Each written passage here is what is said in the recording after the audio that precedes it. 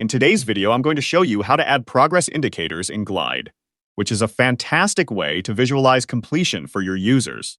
If you find this helpful, be sure to like and subscribe, and let's get right into it. To get started, open your preferred web browser and navigate to Glide. Once you're on the Glide website, click on the Login button to access your account.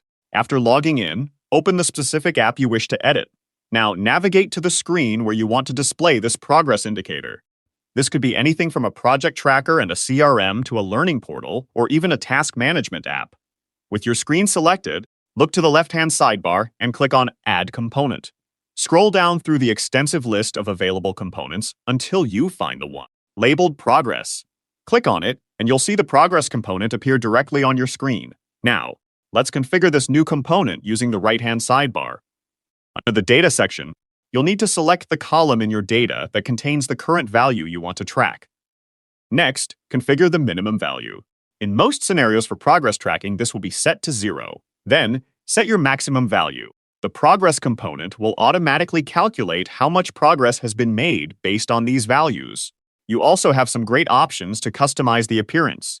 You can enter a clear title for your progress indicator and add a description, if needed, which can provide additional context for your users. Then, choose a color for the progress bar that matches your app's branding, or simply looks appealing.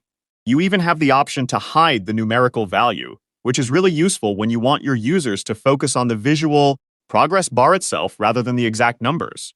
I recommend trying enabling and disabling this option to see which style works best for your specific application. Before publishing, take a moment to preview the component. Verify that the progress bar fills correctly based on your data.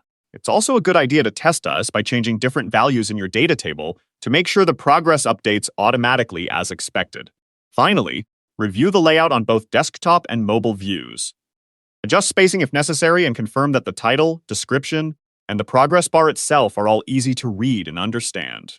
Double-check all the content and make any final adjustments. Once you're happy with how it looks and functions, click Publish in the top right corner of the Glide editor.